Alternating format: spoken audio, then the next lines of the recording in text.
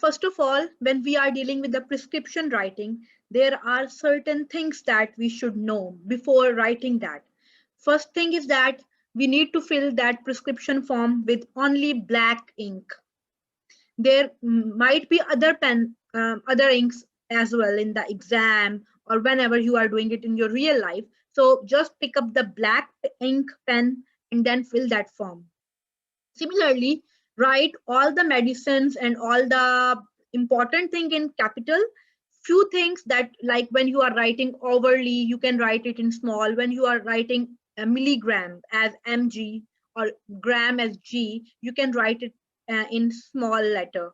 But otherwise, it's better to write in capital letter because most of the time the boxes are small. So if you are writing in capital, you are not able to fit that thing in that boxes. But it's better to write in capital wherever you can. So next thing is that before writing anything in the prescription form, first of all, we need to fill out the details. Details can be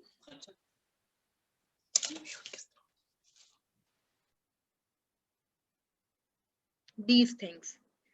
Okay, so if you can see my pointer, here you will write the hospital number, name of the patient, address of the patient, date of birth, and NHS number. All this information will be provided to you in your task. And sometimes these details will be in the form of stickers. So what you have to do, you will take the right sticker from the sticker pad and you will paste it at the relevant space. If it is hospital number, paste it over there. If it is a name, then paste it with name, everything accordingly. You need to paste it.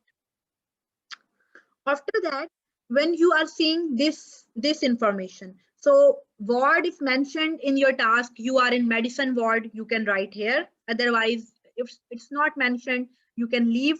Hospital, it is not usually mentioned, I think. You can leave it.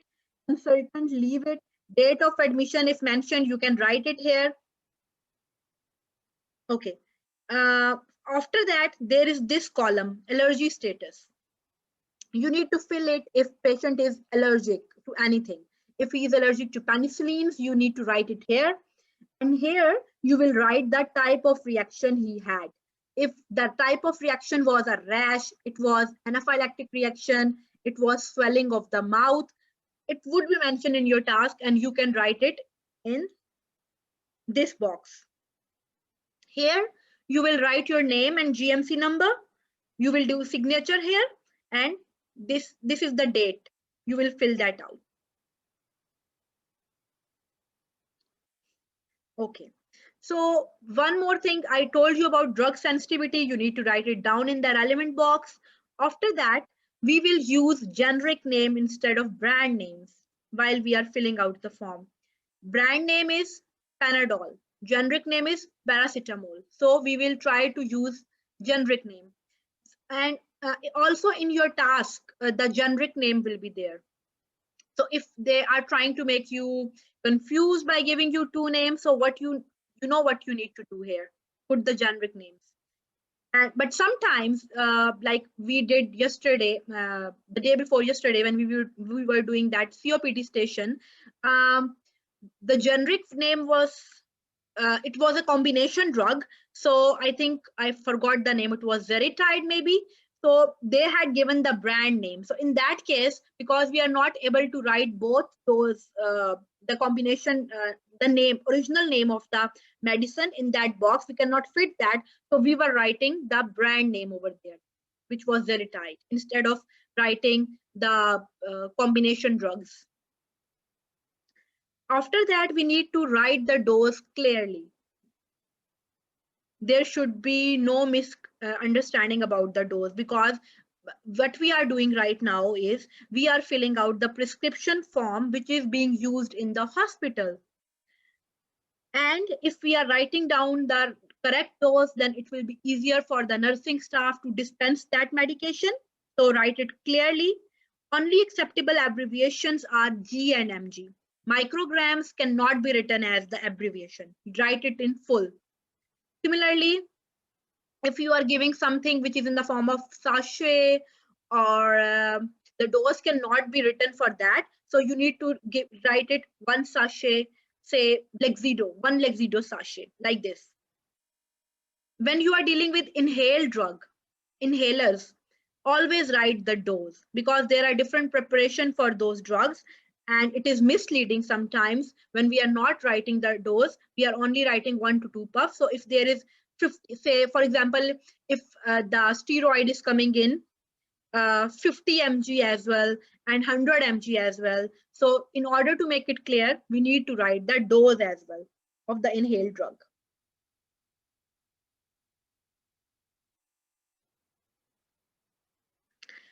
Now these are certain abbreviations you can see in your task, and you can use them in your prescription writing as well.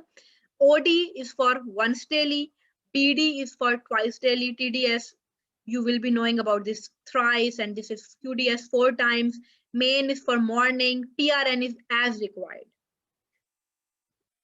So when you are dealing with PRN thing, if we can see the task here.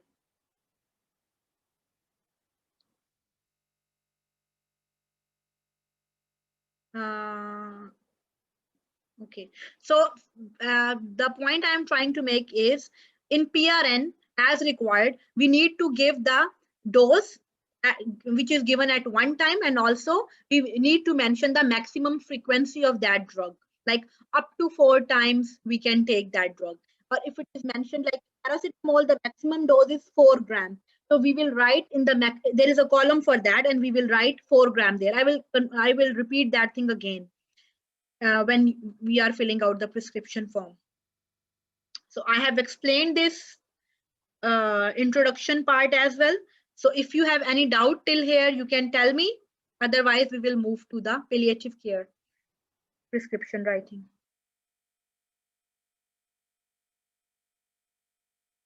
I guess no. Then let's move. Doctor, could you place that task 1 page again? This is the task. That task which was there, it was already done in the previous meeting. So this is the task we have to do today. Okay, you thank can you, read doctor. the task. I'm giving you 1 minute for that, and then we will start filling out the prescription form. Thank you, doctor.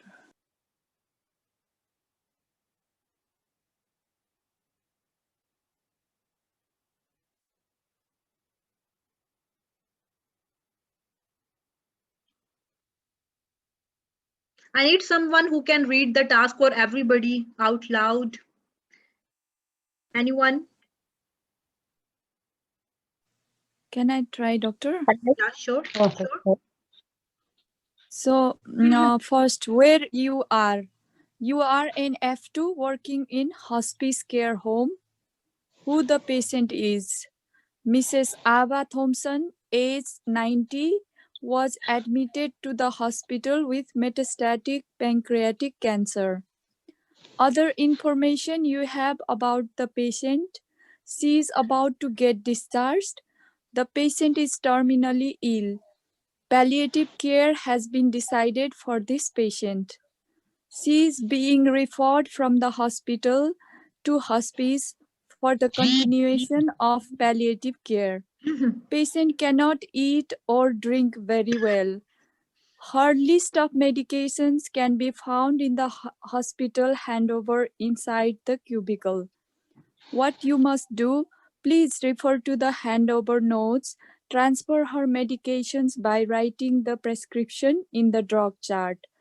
Special note, the patient is not inside the cubicle. Note, inside the cubicle you can find one BNF, next handover note, next drug chart, pen, pencil. You will be asked to write your name and GMC number on top of the drug chart. Next, hospital handover note. Patient name Mrs. Ava Thompson, date of birth 15/05/1930, address 3 Hardman Street, Manchester, M3 3AW. NHS number 76 55435, hospital number 1100565. Allergy to penicillin, reaction, swollen throat, tongue, and lips. Dear Doctor, Mrs. Abba Thompson, age 90, has been admitted in medical department with metastatic pancreatic cancer. We have seen the patient. Her condition is terminally ill. Palliative care has been decided for her. The patient cannot eat or drink very well. Plan to be discharged to hospice. To continue palliative care in hospice, the patient will be discharged with the following medications. So, do I need to read the table also, doctor? No, it's fine. Thank you. Okay. Thank you, doctor. Thank you, doctor. Okay. So, yeah. Let's start. Sorry, somebody's... Dr. Korath, one question that here in the entire task is prescription writing as the patient is not there. So there is no data gathering, no management. The entire task is focused on the prescription writing, is it? Yes, yes. Yeah. Yeah. So here, how will be the, the IPS will be, Dr. Korath, just tell something about this. If there is no patient, there will be no one in the cubicle. You cannot talk to walls, So just you need to fill out the form. That's it. Okay. And even if there is no patient, sorry. Yeah. I thought like even filling out the form will take a lot of time. So that in itself is a task. Yeah. Yeah, correct. Actually, someone was telling like he or she got 0 in IPS in prescription writing. So I was confused. Was there any patient or not? I don't know. Sometime there is a patient. Sometime there is no patient. So if there is patient and you ignore the patient, you start doing your prescription writing. You are not gathering data from the patient. You are not talking to him. Then obviously they will not mark you in that. But if there is no patient, then there is no one to talk. There is no one in the cubicle beside you. So you just have to fill it out. And also it will take long time. Even if there is no patient, you just have to fill the prescription. There are so many things that you have to write. So you will be hardly able to cover it in 8 minutes. So it is important to practice that.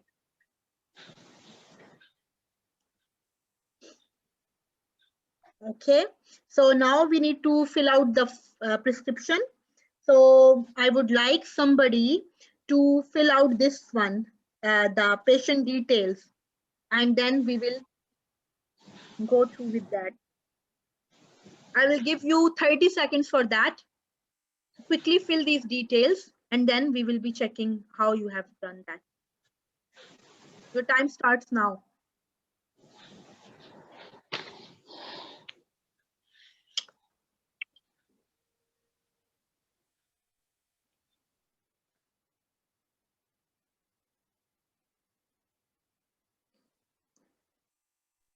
Well, Dr. Korat, I have a question. So the person who attended the exam and she got 0 in IPS, and she told me that there wasn't any patient, and she filled out the prescription. Despite this, she got 0 in IPS.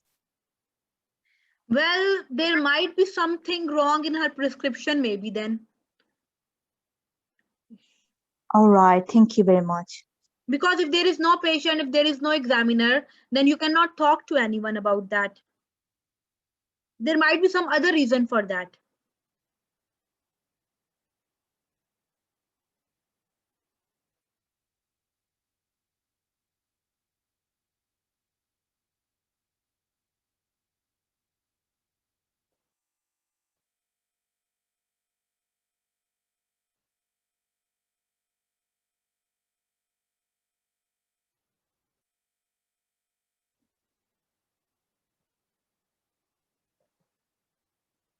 Okay, so somebody who has not attended previous session, I want that person to unmute themselves, and then I want someone to read out it loud how you have filled the form. And rest of the people, you can start filling out the rest of the things: paracetamol, cyclizine, morphine.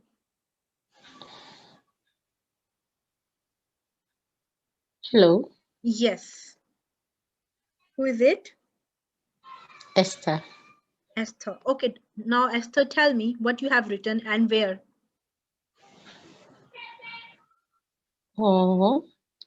I have written the patient's name, Ava Thompson. First of all, hospital number. Oh, okay.